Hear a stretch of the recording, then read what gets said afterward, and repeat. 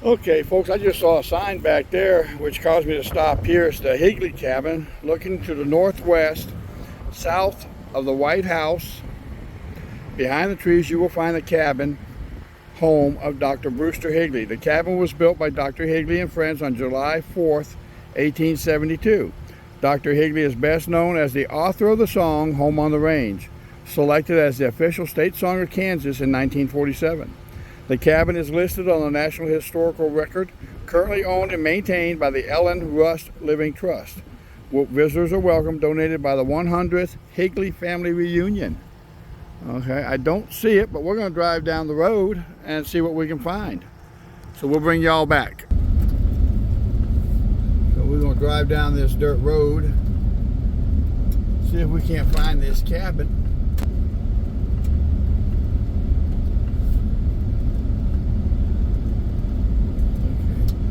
Home on the Range cabin. Okay.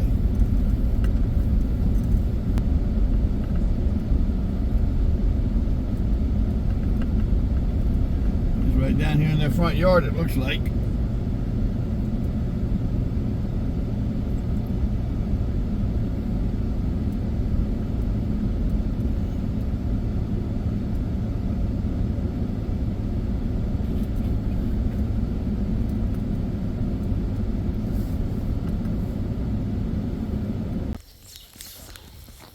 So they have the Pete and Ellen Rust Memorial Nature Walk.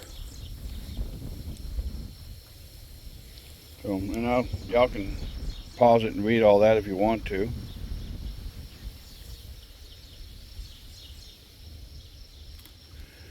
And then welcome to the Home on the Range. Location of the historic Higley cabin, which was approved for listing on the National Historical Register March 26, 1973. Pictured is the original homestead site, 240 acres. So, there we go.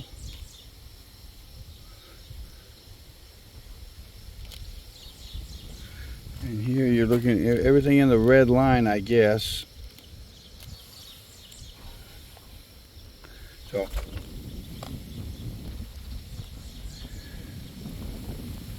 and this is the cabin here.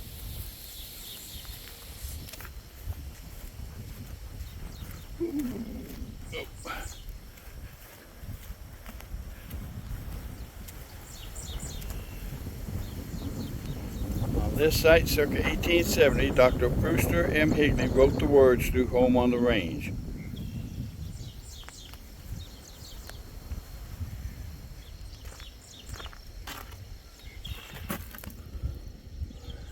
I don't know if we can go in or not, but we'll try.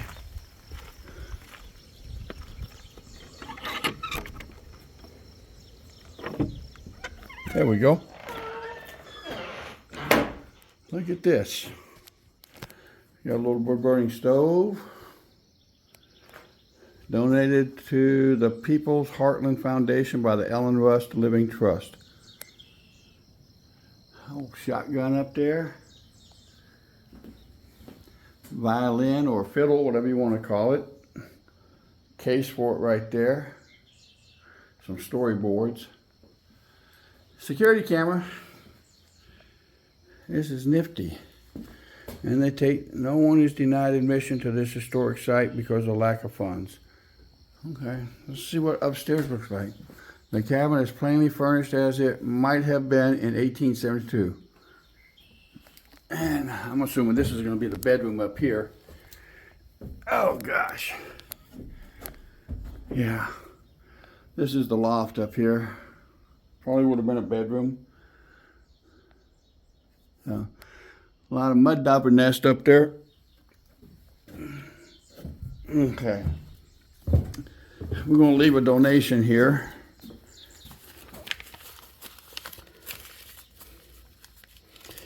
If I can get it out. There we go.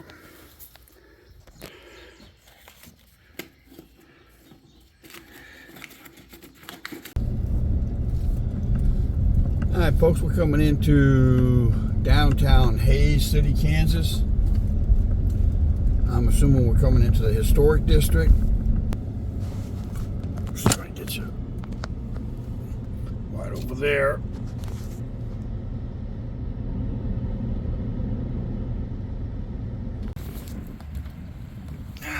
Okay, folks, we're out here at the old Fort Hays, and this is information if you want to read it.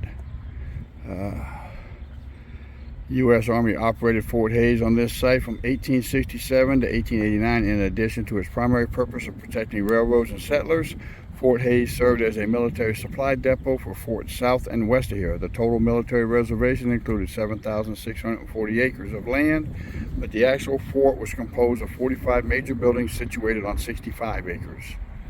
So,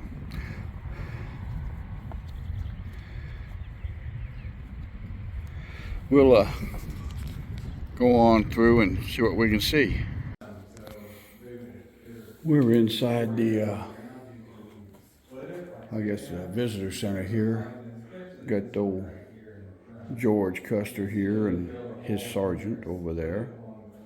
Okay, so that's where when it's actually in situ, they go ahead, they drill in, and they split. Right. Okay, got it. You can also solve limestone as basically a wood saw. Well, as I'm driving along and I'm looking at Why it, was there it's too conflict? small, it's too rough. Yeah, we know why there was conflict. Because it's easier to break them down than it is to use all your energy on European settlers wanted the land and the Indians didn't want to give it up. That's why there was conflict.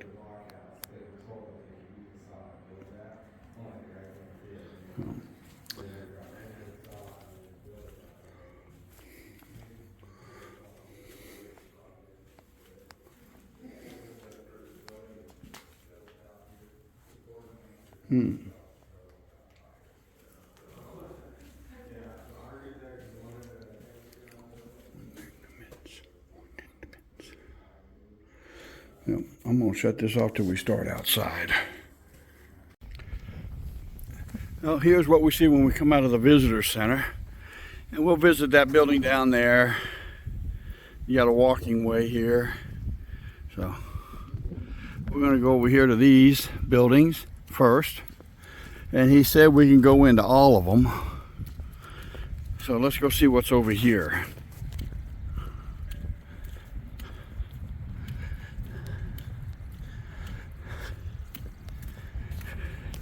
Go out and look at these signs or storyboards first. And let's see, enlisted barracks.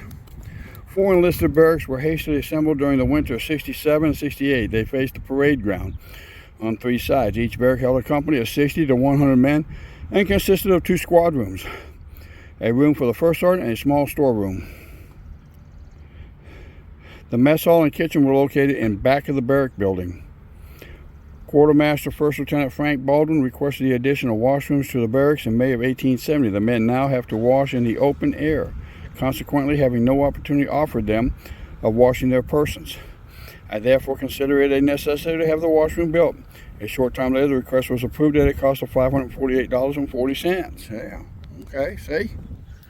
Ask and ye shall receive. What is this sign here?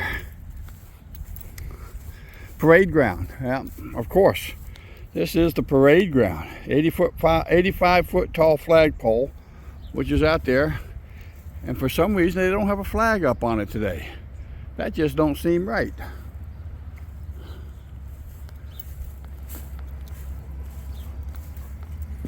Officers Row, a series of 10 houses on the south side of the parade ground, was built between 67 and 70.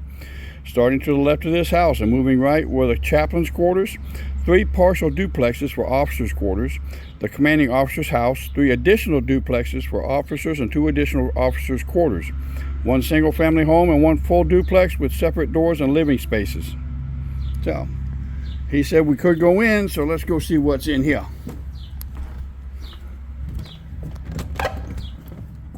Okay. We come in, there's a stairway.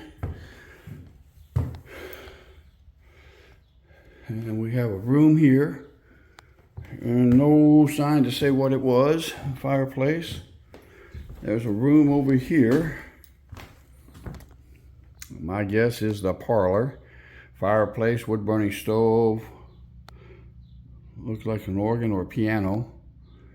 So, sitting chairs. Go back here.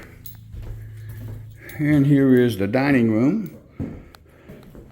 I think I've eaten bacon and eggs like that before.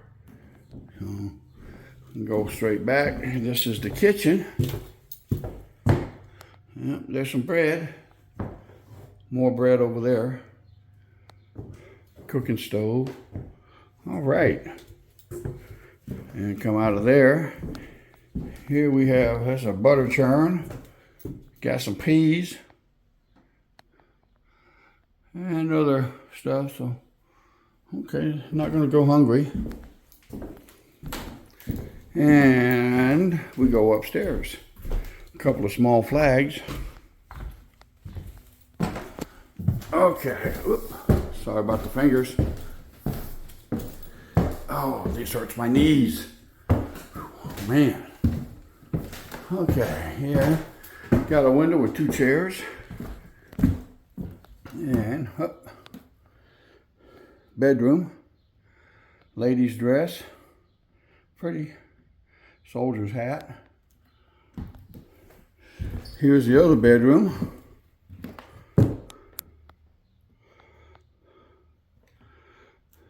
Okay. Killed my knees to come up, and let's see what happens going down. I'll bring y'all back when we get to the next house.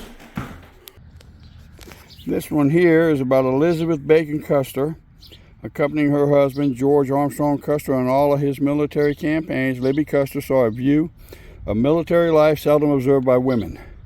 When the U.S. 7th Cavalry was headquartered at Fort Riley, they camped at Fort Hays in May of 1867. She tells the story of a wife and children who lived in one half of the officers' quarters. The officers lived in camp tents during the week and received a permit to stay in the quarters on weekends. Okay, we're going to turn around and we're going to go inside here and see what we can see.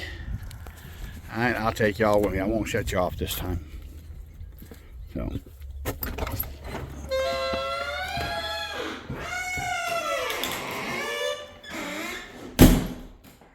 Okay. This is a layout of 1867 Fort Hays. There we go. Right there.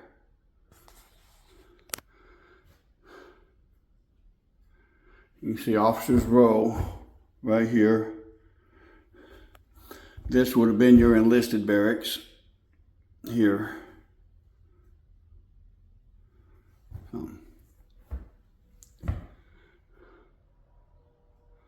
Okay.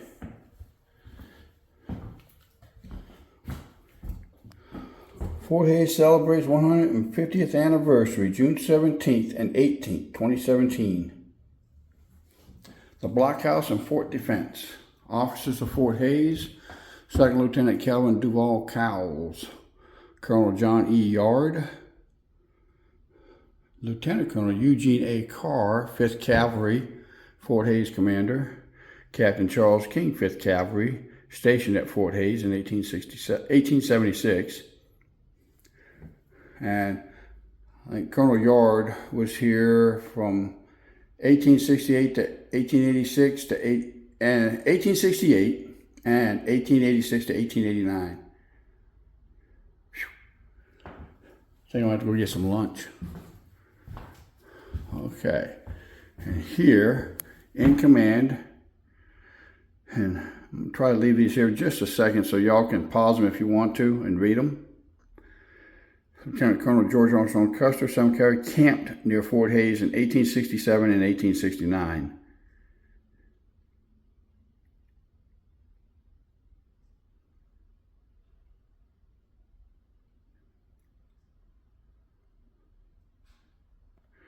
Colonel Nelson Miles, Fort Hays Commander, 1869.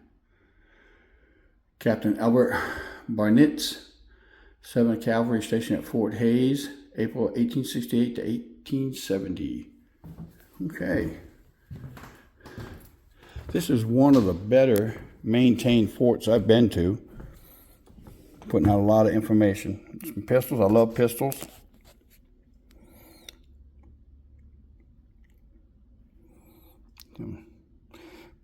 Sorry for the glare, they got a white light on it, so.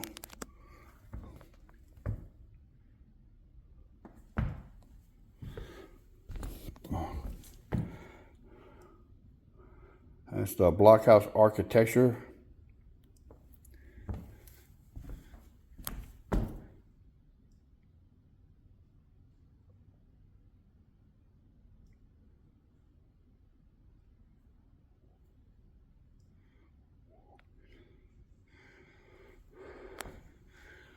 Okay.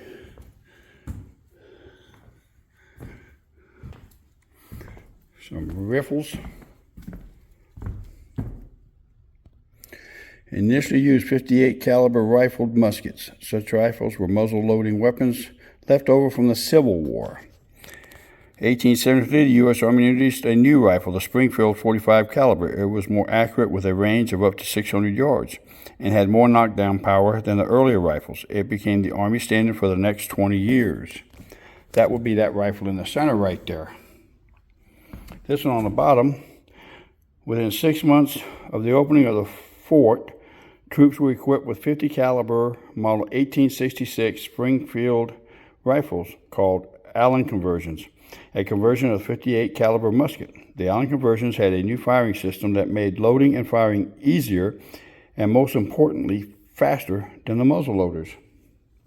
Infantry or foot soldiers were issued rifles for long-range firepower and bayonets for close-in combat. Butterfield Overland Dispatch. Okay.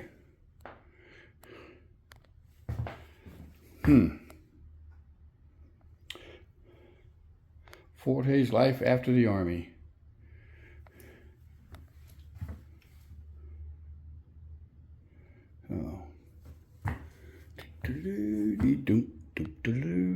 I guess if you got somebody to help you, you can stand there and get your picture taken.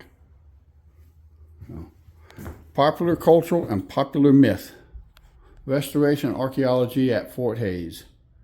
Yeah, with every old fort or settlement, you're going to have the truth, and then you're going to have the legends, the made-up stuff. People embellish. And you see firing ports here. However, they did say that this post was never attacked, so the defensive positions were never tested. So we'll bring you all back in a bit. And here we have the post trader store, which is about 50 feet behind this sign, right back in yonder. It's the golf course there now. In fact, there's the green up there. You can see, I don't know if you can see the flag or not. There it is. That's the green there, so, okay. Putting green. So, that's what the store would have looked like. Okay. And right down here we have another one. So let's see what this one says. Band barracks. Gotta have a band. That's what they dress like.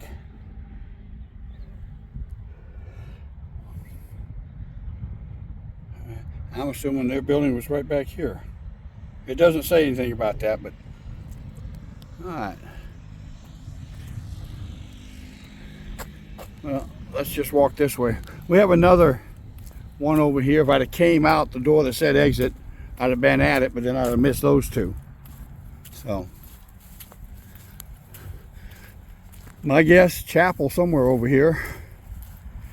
That's the ice house. 300 yards behind this sign, during the winter 1870, 1871, the ice house was built. Somewhere back over yonder, about 300 yards. So that would be across the road over there. So, you got a silhouette standing out there. Let's see what he has to say. Chapel, okay. So that's where the chapel would have been.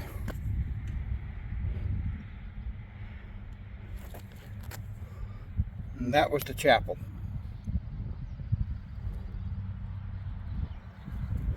Oh, good, some shade. Woo! We have 4 more storyboards, it looks like. I see foundations right there. Fort Hays Soldier.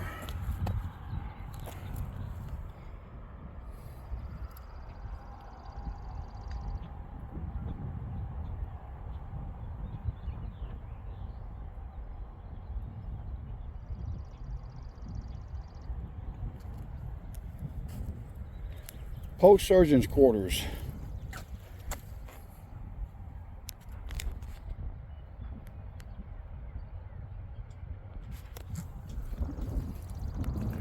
Got an old wagon there, one of the original overlanding vehicles. Everybody rides around in comfort nowadays, because he does have springs under his seat up there, so you never know, he might have been comfortable. Quartermaster Complex. Massive quartermaster complex was located 100 yards behind this sign. Sorry about the shadow, folks, but the sun is behind me right now, and these signs are, some of them on the wrong side of the sidewalk. And the post hospital. Right there, 36-bed post hospital. That's what it looked like with the picket fence on it. So, okay, and that looks like it. We're going to go back inside.